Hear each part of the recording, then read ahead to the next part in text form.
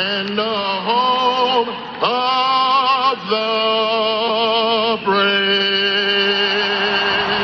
John Vincent performing the national anthem this evening at Wrigley Field. And now, here's the Hall of Famer, Pat Hughes and Ron Coomer, with all the exciting play-by-play action of Chicago Cubs baseball. Chicago Cubs baseball is on the air from Wrigley Field in Chicago. It's game one of a three-game series between the Chicago Cubs and the Detroit Tigers. Good evening, everybody. Along with former Cub and All-Star Ron Coomer, it's Pat Hughes reporting. It's a coolish Tuesday summer night at Wrigley. Just a hint of autumn in the air. Good evening, everybody. Welcome back. Welcome back to the channel. It's your pal Matt. I'm out here at EPCOT Center tonight. I'm going to place Main Street Fire Rescue in service as of right now. It's about 8 p.m. Chicago Cubs just getting underway tonight. New York Yankees just underway. Born and raised a Cubs fan. Later on crossed over into the dark side of the Yankees. As long as they're not playing each other, go Cubs. But I got a deep love for the Yankees. And I always liked the beginning of the Chicago Cubs broadcast. It just has a lot of really good memories for me as a kid growing up. So thought I'd include that in there. It's hard to believe baseball season's starting to wrap up. We got about 1 month left, month and a half before October gets into full swing and the MLB playoffs. Even more exciting, college football is now less than 3 days away. Wednesday, Thursday, Friday. Actually 3 days away. Saturday is week 0, and then a week from Thursday will be the start of official week number 1, and then Saturday, full slate of games, college game day, you name it, college football is back, and then followed a week later, the NFL is back. Awesome time of year. I cannot wait, I cannot wait, I cannot wait. I love this time of year. From now all the way through about March or April. I do love the fall and winter months now. I live in Florida. It's so nice to be down here. You can feel the weather starting to cool off. As Pat Hughes said, there's a touch of autumn in the air. It's still about 84, 85, 86 degrees here right now, but it still feels like autumn because that humidity is starting to go away. We did have a lot of rain today and some storms, so that probably helped, but it just feels amazing out here right now. What brought me out here tonight? One, I want to say this first off. Thank you, everybody watching this, and all my subscribers. Thank you for 500. We hit the big 5 officially yesterday morning. I wanted to make a vlog, but I had to work. It was a busy day. I'm sorry I didn't get a chance to get it out yesterday, but right now I'm saying thank you all very much. We are hauling ass, man. This channel is picking up steam. People are really enjoying it. Thank you again for all your comments. Thank you for all the engagement. Thank you for the questions, and I'm happy to provide any answers for you. It's really neat watching this thing grow, man. I am having a great time with this. It's a really interesting journey, and it's a lot of trial and error. And my best advice to anybody that's out there thinking about doing this, you got a phone in your pocket or get a camera, whatever you get, just turn that thing towards yourself or away from yourself, turn it on, and have it be about something you really love and really enjoy. And the rest will do itself, and it'll fall into place. Yes, there's a lot of practice, a lot of guessing, a lot of, is this gonna work? And a lot of, oh man, I don't think that vlog's gonna do well at all. I hardly put any effort into it, or it just didn't seem like it took a lot of effort. And you'll get 50,000 views, and then the other one you'll put up, like, man, I worked my ass off on this. This is gonna do really well. Get 25 views. It's impossible to figure out that YouTube algorithm. But I wanted to say thank you all very much. I really appreciate it. What I thought I'd do tonight is I got about an hour. I came out to EPCOT. Wanted to explore the Land Pavilion. There's a lot to that little pavilion. It's not, I shouldn't say it's little, but it's a piece of EPCOT history. It was there when EPCOT first opened in 1982, on October the 1st, 1982. It has changed a lot since then. It's still an amazing place, but it is kind of a shell of what it used to be. It is home to 2 of some of my favorite attractions. Living with the Land boat ride in Soarin', and then there is a couple there's a show in there called Our Amazing Planet, or Amazing Planet. But it's a really, really cool place. And I wanted to highlight it because there's a lot of hidden hidden items in there, and a lot of, I don't say secrets, but you know, a lot of really interesting facts that have to do with that particular part of Epcot. So what I thought we'd do is we'd walk over there, we'll go into the land, we'll spend some time, I'll show you one of the really neat little hidden secrets that very few people know about, and millions of people walk past it probably every year. They have no idea it's there, but it's, once you see it, you cannot unsee it.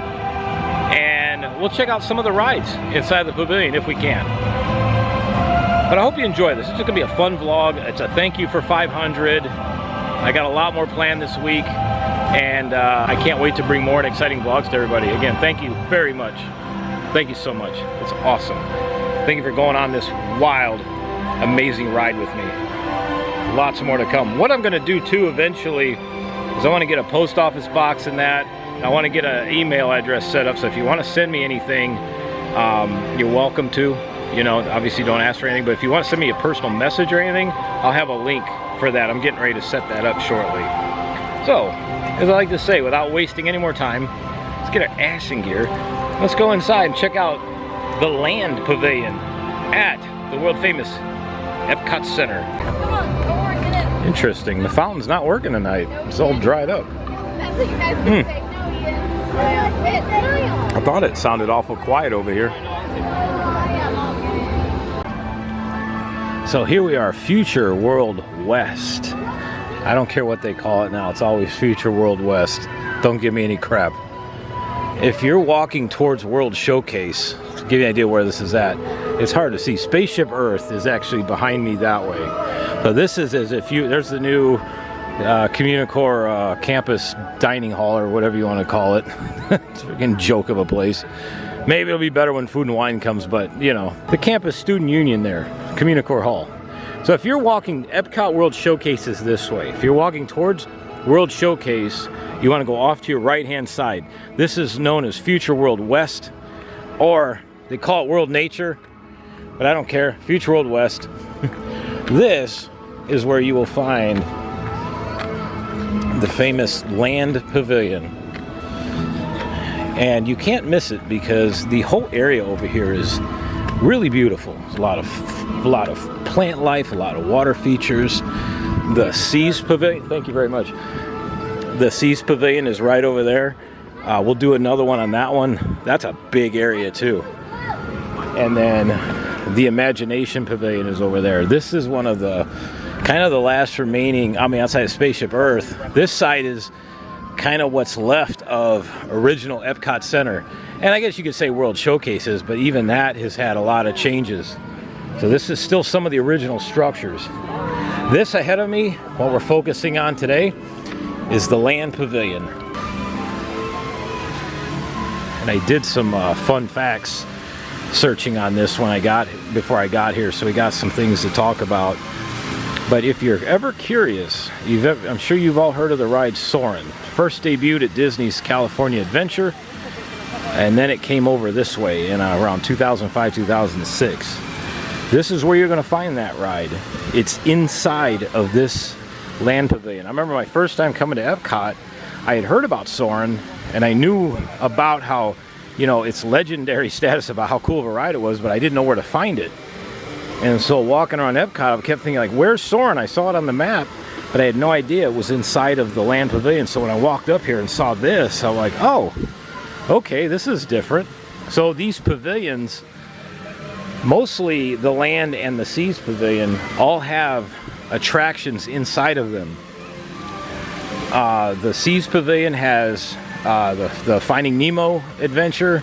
And then there's Turtle Talk with Crush and a bunch of other stuff that goes on in there, including at one time, which used to be the world's largest aquarium. And the Land also has 3 different attractions. It has one attraction called Living with the Land, which is one of the original boat rides from when this place first opened. And then it also has the famous Soarin' ride, which everybody knows and loves. And then there's even a show in here called Amazing Planet. And there's 2 restaurants. There's one big restaurant that usually requires reservations called the Garden Grill, and then there's the Sunshine Seasons Cafe, which is downstairs. But the Sunshine Seasons is more of a grab and go. it's good food if you just want something easy, quick and easy to get and good. The one thing I want to talk about though, real quick before we go in, is this mural. The one thing I want to point out just before going into the land, and when you have some time, take an easy break from all the rushing around to attractions and everything, and take a moment to recognize the beauty that is tucked inside of these theme parks, the Disney World parks, especially here at Epcot. This mural, again, millions of people walk past this thing every year.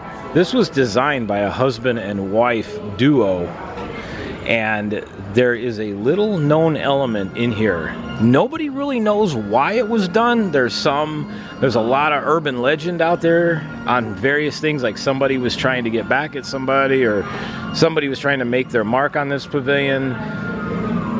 There's not really a clear definitive answer, but I'm going to show you in a second. There is a flaw in this beautiful mosaic, because there's one here on this side, and then there's the one over there on that side. And these mosaics all feature different elements of the earth, and as you move through the earth crust, right, all of the different layers, and then it also has the different features of the earth and the land.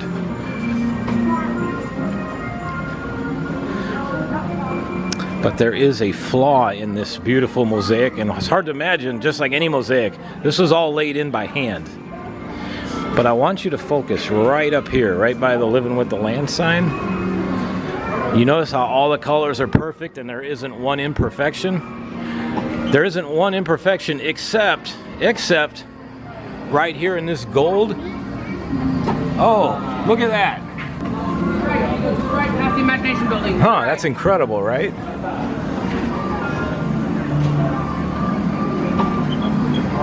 There is one little green glass piece that has been laid inside of all this perfection, and there's been stories of saying that was done because the husband and wife were having a spat and one wanted to get back at the other. The other explanation, which I think is more accurate, is that, you know, nothing is perfect as far as the earth. It all has its own little imperfections, and this was done so this wouldn't be a completely perfect representation of the earth.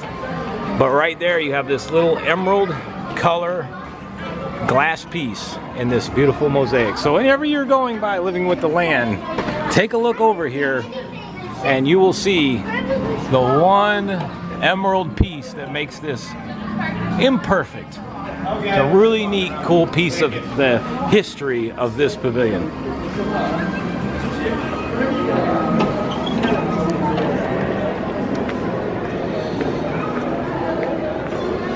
So as we walk in here, this place is really spectacular. If you haven't been in here, make this a priority when you come to Epcot. Unfortunately, through the years, things have changed. These balloons all represent the 4 seasons. The spring is right there with the flowers. Then you have the summer with the sunshine. You have the fall with the leaves, and then you have winter with the snowflakes. And then, of course, you have the earth right above it. And all of these at one point used to raise up and down. And before they put all this seating in, there used to be a fountain down here. I've never seen it. It was long gone by the time I first started coming here. But right here in the middle where those people are walking, there used to be a really, really neat looking fountain down there. And then straight across, we'll go and check it out. That's the Garden Grill restaurant. And then this theater up here, where you see the Awesome Planet sign. This is this Awesome Planet is a continual show all day long. It's about every 10 minutes. But this is part of the original land. It's undergone some changes. This used to be The Lion King, an environmental fable, and they changed it to Awesome Planet. I think it changed in 2017, 2018. And then up ahead is the Garden Grill restaurant. So there's breakfast, lunch, and dinner, and what's really cool about this restaurant actually rotates. It's hard to see because it rotates so slowly, but when it does, it takes you, all the diners, it takes you all the way through the Living with the Land scenes, which are behind this. Pretty neat. Never eaten here, something I'd like to do, and it is a character dinner too, so I think there's characters for breakfast, lunch, and dinner, and over there you can see Chip or Dale meeting and greeting. Now the only thing with eating here is it is a little pricey. Breakfast is the cheapest of them all, but you're still at almost 50 bucks for breakfast. Lunch and dinner, $62 a person. That's a lot. I mean, the food is supposed to be good, but it's going to cost you a pretty penny. So if you want to have a nice dinner, just, you know, and you want to save your pennies for this, a good place to try it. But the best, I will tell you though, if you're going to eat here, the best spot to get is you're going to have to be on the outside right here. If you're on the inside, I'm not sure that you can see everything.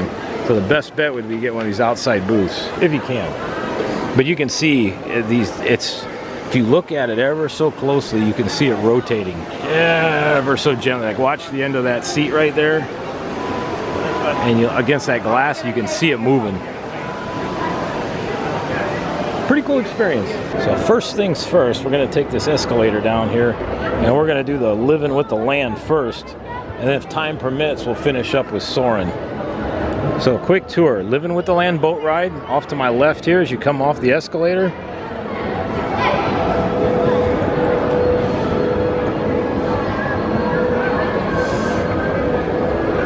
And then the Seasons Cafe, which is straight ahead. Very good for lunch and dinner. You got to get here early though, because unfortunately they do close it early. Again, post 2020 thing, these things used to stay open all the time. And then over this way is the famous Soarin' ride. This actually took the place of Kitchen Cabaret. Never got to see Kitchen Cabaret. Heard a lot about it. It lives on in EPCOT lore. And then I believe Kitchen Cabaret got replaced by something called Food Rocks. But that all used to be back here. And when they closed that down, I think around 2004, 2005, that's when they made the announcement that the popular attraction, this Soarin', which debuted in Southern California at California Adventure Park, they were bringing that here to Walt Disney World. And so Kitchen Cabaret and Food Rocks got completely removed. Plus they also lost their sponsorship, and then in came Soarin'. Probably a good addition here, I would imagine. Like I said, if anybody watching this has ever seen Kitchen Cabaret and or Food Rocks, let me know what it was like. Because again, when I started coming here, it was around 2015, so I never got to see that. It was already gone by the time I got here. So let me know what it was like. Is Soarin' a worthy replacement for it, or should it have been left alone and Soarin' put somewhere else? Let me know. So we're gonna take us a ride on the Living with the Land boat ride.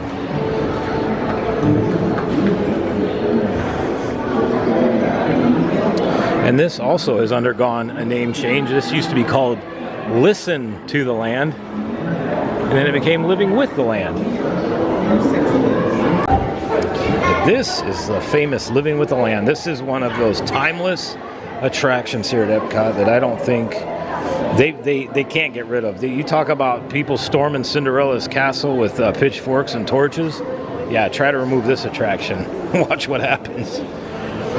So we're going to take a seat in the back so we don't bother anybody. And real quick on the history of this, you can see where this railing is up front here.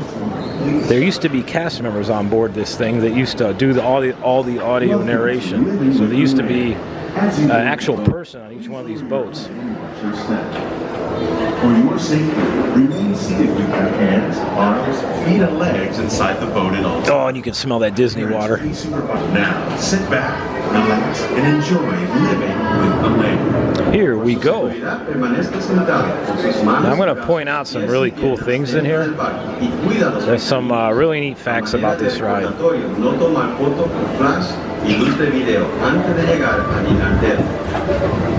Welcome to a voyage of discovery and awareness of the richness, the diversity, the often surprising nature of living with the land. Our journey begins as dramatic and sudden changes are sweeping over the land. The approaching storm may seem violent and destructive to us, but to nature, it's a new beginning in this cycle. So the voice that you hear, the narrator, imagine a cast member standing up front doing all the narration. That's how they used to do it. But again, once I started coming here, that was already long gone. So once again, if anybody remembers that's watching this, let me know in the comments. And this is my all-time favorite area. This, outside of the greenhouses, this is my all-time favorite. You can smell the Disney water.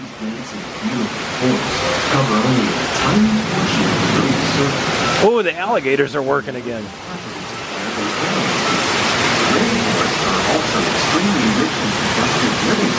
Oh, it smells so good in here. What's up, buddy?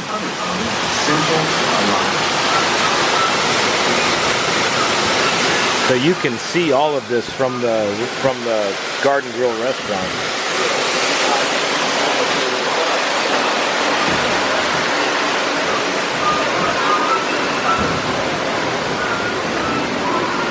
The American prairie once appeared as desolate as the desert, but over time, rainwater and nutrients gradually penetrated. So fun fact, these animals out here, all these animatronics, these were some of the first made for Walt Disney World. These were actually supposed to go to Magic Kingdom. Magic Kingdom was supposed to get a attraction originally, the original Beyond Big Thunder Mountain, and when it didn't happen, they sent them over here to Epcot. And if you look closely, you can see an 82 on the mailbox, the year that this was built. And then this dog up on the porch, this dog on the porch is modeled after Walt's dog. Of all the forces at work on the land, human lands across America, we're learning that by plowing under vegetation containing natural fertilizers, we can enrich the soil without the use of chemicals. How will we meet tomorrow's growing needs for food production, yet still respect the needs of the land? Best answers features are being of this discovered ride. just ahead. To help us maintain these carefully controlled ecosystems, and for your safety, please remain seated in your boat at all times. Oh, and I made sure that I'm sitting with nobody remotely around me, and I'm talking nice and low. Make sure I don't disturb anybody. You ever get a chance, ride this ride at night, because it looks spectacular in here. And just wait till Christmas. Wait till we get to do this at Christmas time. You'll be in for a treat. Welcome to our living laboratory, where scientists from EPCOT and the U.S. Department of Agriculture are exploring innovative ways to produce bountiful harvests now and into the future. The tropics are home to the greatest diversity of plants on the planet. Many of these, like papaya, bananas, cacao, coffee, and many are rich in vitamins and minerals, while others are well adapted to growing in less than ideal conditions. Some, like the water lily, thrive in wet, swampy areas and waterways. All parts of this plant, even the flower petals, are edible. The starchy root of the plant has long been used to make flour for baking. More than 28 million tons of bananas are eaten annually, making it the most popular fruit in the world. That means everybody's potassium levels should be okay. Am I right? You probably don't think of fish, but fish farming or aquaculture accounts for nearly half of all the seafood consumed globally. Tilapia, bass, and catfish, like the ones you see here, are 3 of the more popular crops raised by fish farmers. The sustainable system we're using here recycles the water in the tanks. As a result, we're able to save millions of gallons each year. Our small fish farm produces nearly 5,000 pounds of fish each year to serve in restaurants around Walt Disney World. While there are more than 50,000 edible plant species in the world, most of us are only familiar with the handful that make up our everyday diet. The common grains growing here, wheat, maize, sorghum, and millet, plus rice, account for nearly 2/3 of our global food consumption. Learning how to increase yields of these staples is an important goal of research around the world. Innovative growing techniques like these increase yields while more efficiently using resources like water, fertilizer, and pesticides. Another innovation at work here is our integrated pest management program. By populating our greenhouses with beneficial insects that prey on harmful pests, like aphids and flies, we are significantly reducing our reliance on conventional pesticides. We're growing these crops using our nutrient film system. This technique precisely controls and recycles water and nutrients. With it, we can produce over 27,000 heads of lettuce a year in this one small area. That's incredible. Some of our best ideas have been inspired by nature, like these fruit and vegetable trees. By growing these ground plants vertically, we can increase yields and better control diseases. These crops taste as good as they look. In fact, we serve more than 15 tons of produce from our greenhouses in restaurants here at the Land every year. The future of agriculture may include innovative ideas like this vertical growing system. Plants grown in this way use a fraction of the space required by traditional growing methods. That saves water and increases production. The aquaponics system on your left combines hydroponics with aquaculture. The fish provide a natural source of fertilizer for the plants, and the plants help keep the water clean for the fish. It's another great way to produce more while using less. In our lab, EPCOT scientists are working with the U.S. Department of Agriculture on a number of innovative projects.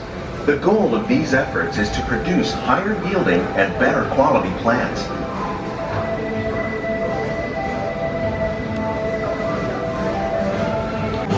Together, we can continue to find more ways to increase food production and protect our precious natural environment. Only then will we truly be living with the land. On behalf of Walt Disney World, we hope you've enjoyed this unique journey through our living laboratories. If you'd like a closer look, then check out the Behind the Scenes walking tour. It's a chance for the whole family to get up close and personal with the plants and growing techniques in our laboratories.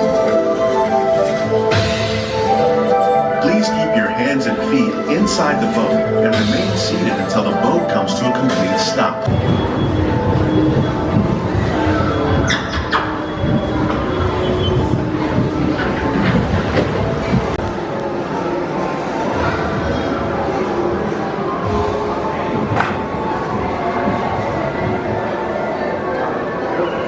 So that was living with the land. The one thing I want to talk about real quick, this, if you have the extra funding to do it, it's about, I think it's around 35 or 40 bucks.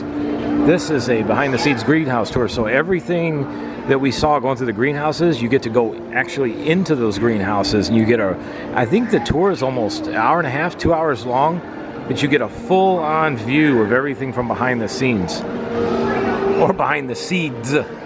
But this is where you meet your tour guide is right here. So it's right by the exit of the Land ride, Living with the Land ride, and you meet right here. Sometimes you can check, and there are slots for day of, but the best way to do this is to go on to My Disney Experience, type in Behind the Scenes Greenhouse Tour, and book it that way. That's a easy way to guarantee yourself a chance to experience this. And again, for what it is, it's really not that expensive. But here's some photos of what it's like. Highly, highly, highly recommend this. This is worth the money. All right, ladies and gents, we're going to do some soaring now. We got about 10 minutes left in the park day before the park closes. So we have a 10-minute wait, which usually means a walk-on. So we are going to go do some soaring. If you've never seen this, you're in for a treat.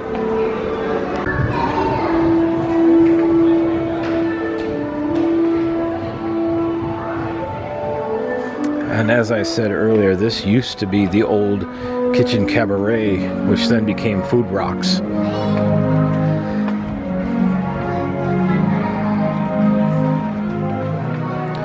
As you can see, this is a very large queue. Holds a lot of people. Now, there are 3 separate theaters.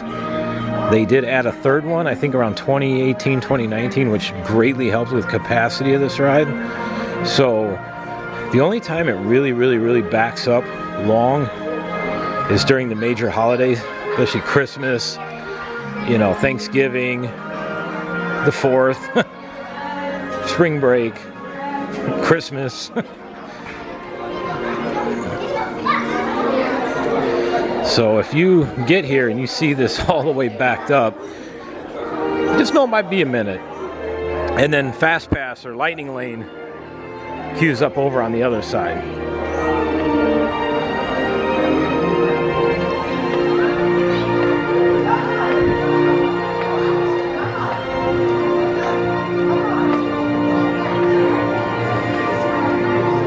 I mean, 10 minutes. It takes about 10 minutes to get to the actual attraction. So when you see this, you'll see concourses A, B, and C. Then you know you're almost there. So we are going to head down Concourse A. The Canadian concourse, you know? Concourse A.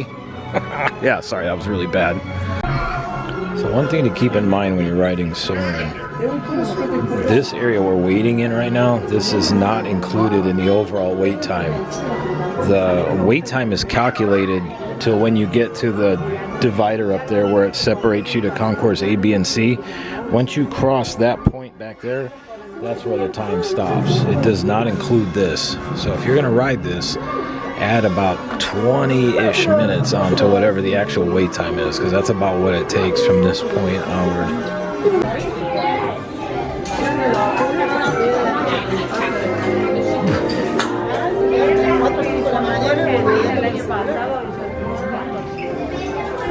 Ooh, hopefully we can get in row B, which is the middle. That would be fantastic. Oh, this worked out perfect. Row 1 in the middle.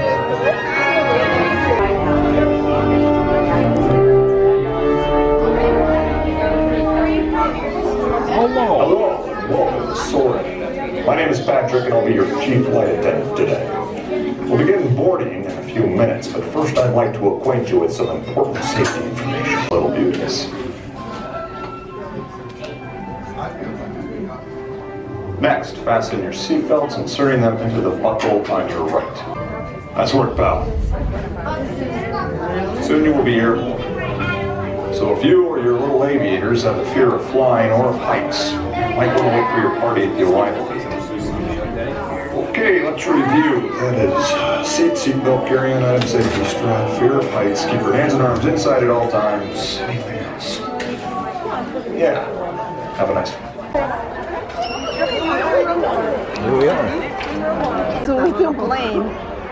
Like ¿cómo se llaman esos? Like plane. ¿Cómo se llaman los músicos? ¿Cómo se llaman? Planeador. Soarin' to tower. We are ready for takeoff. Off we go!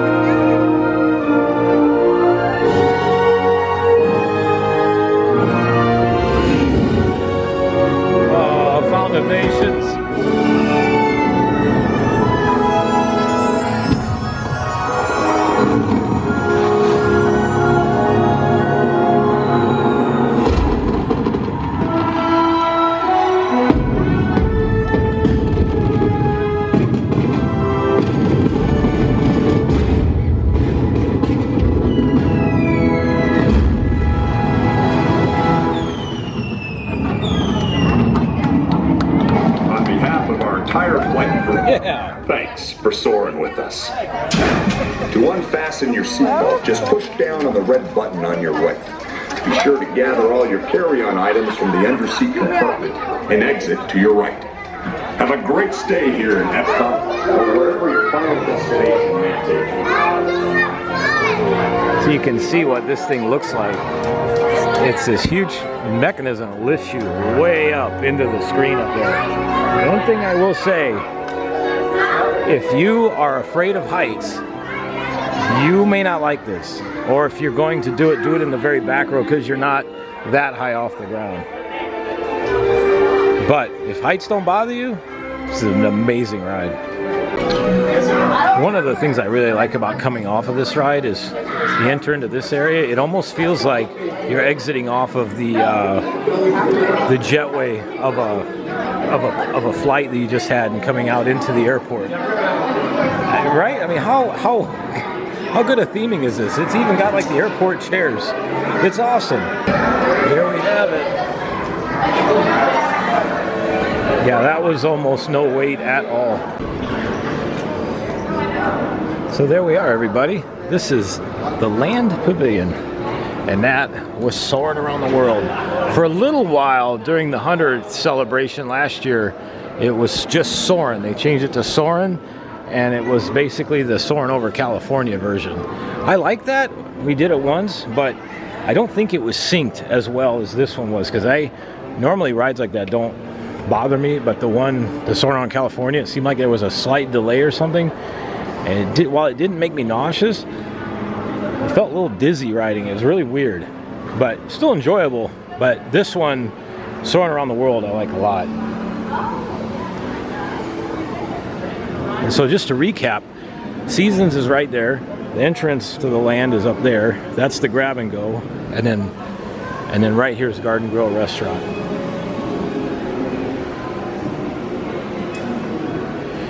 And if you have a fuel rod you need recharged, they do have one of the portable chargers right there.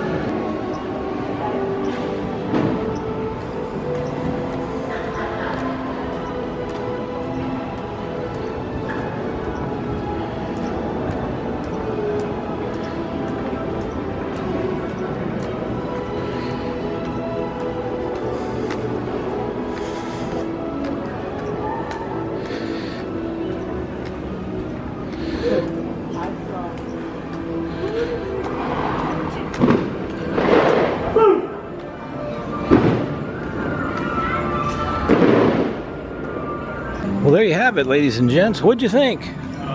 The Land Pavilion at EPCOT Center. I highly, highly, highly recommend making a stop here and spending part of your day in that pavilion, because you can easily. Or if you've got multiple trips to EPCOT, you're going to visit this park a few times throughout your vacation here, spend some time walking around in there and experience the shows and the restaurants. And now again, the restaurants can be kind of pricey, you know. It's the only downside, especially the Garden Grill. Again, I've never eaten there, but we're gonna have to try it one day so we can vlog it. You know, I gotta see it one of these days. It just $47 for breakfast or $62 all plus tax and tip per person. It is a lot of money. So, but we'll do it for the channel. It's all good. And then we'll give a good review of it. But that was the Land. I hope you all enjoyed that. I had a good time bringing all that to you. It was fun. And Soarin' is a great ride. It was funny, these two ladies next to me were kind of nervous about riding it.